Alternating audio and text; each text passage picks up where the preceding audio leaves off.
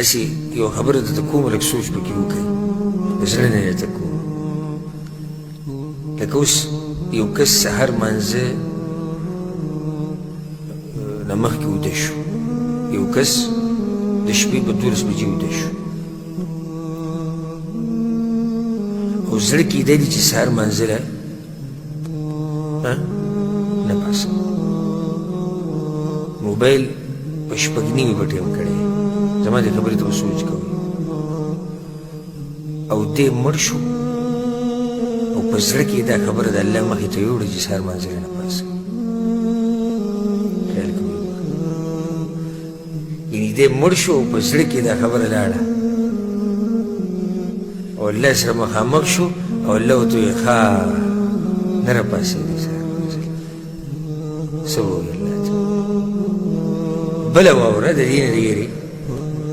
او موبایل پې ګواه پاتې شو چې او دی نه راپاڅېد دغې چې هلته موبایل یې شپږ نیمې بجې په ټیم کړی نو ګواه یې په ځان باندې په دنیا کې پرېښود الله یو خو الله سره مخامخ شو زړه کې ده چې نه راپاڅېد او موبایل پې څه پاتې شو ګواه پاتې شو څومره د یېرې خبره ده څومره ګټه خبره ده څومره د سوچ او د فکر خبره ده نو مونځ په خپل وخت کې کول دویم د مانځه قایمول مطلب داسې طریقه باندې کول کومه طریقه چې الله ښوولې ده نو الله موږ ته څنګه ښوولې ده د پیغمبر په ژبه یې ښوولې ده قرآن کې صرف دا ویلي دي الله چې څه وکئ مونځ وکئ اقیموا الصلاة یو ځکه الله دا ښوولي دي چې د مونځونو څو رکعتونه یي نه دي ښوولي قرآن کې دا شته چې ماښام مونځ 3 رکعته دی مازدیګر 4 دی نشته دا شته چې مونځ په څه طریقه کې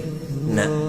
تا ته دا وایي مونځ وکړه نو یا الله نو تفصیل وایي تفصیل د پیغمبر نه واله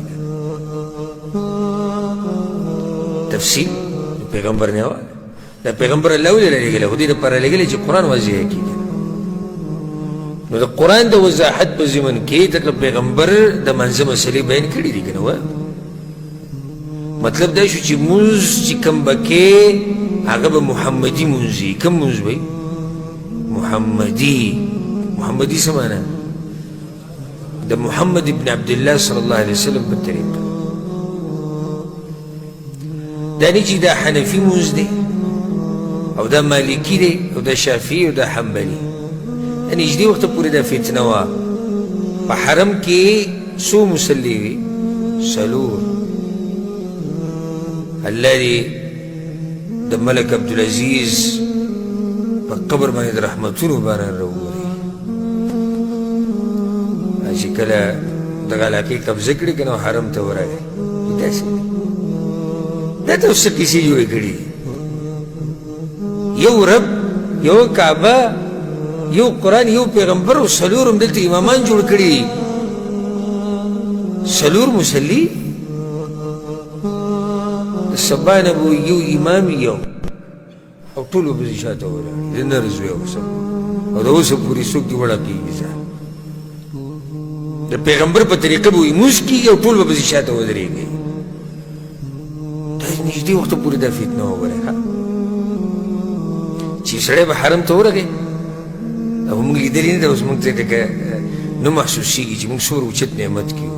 دا خو په هغه ټیم خلکو ته محسوسه شوه بیا بلکې چې هلته خو هغوی هغه خبره هم څه کلې وکړه نو چې ته به ورننوتې حرم ته ناول خو به دې ځای کتو خپل کم غریب چې به سلفي وي او پکې چورلېدو را چورلېدو خو چې کوم به حنفي وي هغه دغه د امام ابو حنیفه مذهب والا ولاړ دی او د امام شافعي مذهب کله به پکې خطا شو دی به ورغی امام ابو حنیفه مذهب والا دی که ورغی د چا سره ودرېد امام شافعي مذهب والا ولضالین آمین دا سره کوم سره ولاړ زه خو بل ګروپ کې ولاړ یم بیا به له دې سره ووتو بیا به لاړ هغه بل کې ودرېد هلته به دی ودرېد ولا الضالین او ده به پکې وویل آمین ټول به غلي ولاړ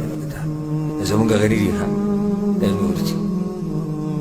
امام مالک مذهب والا الله اکبر لاسونه به پکې سیدې نیولي چا به پکې لاسونه په سینه کې دا بل دغه دی نو هغه طریقه الله ختمه کړه د ملک عبدالعزیز رحمه الله په لاس باندې یعنی زم یوازې دا نیکي نه ده چې الله ربالعزت څومره اجر ورکړي چې ټول مسلمانان یو کړو یو امام او شاته به ودرېږي نو مونځ به کې خو کوم مونځ به کې محمدي مونځ به کې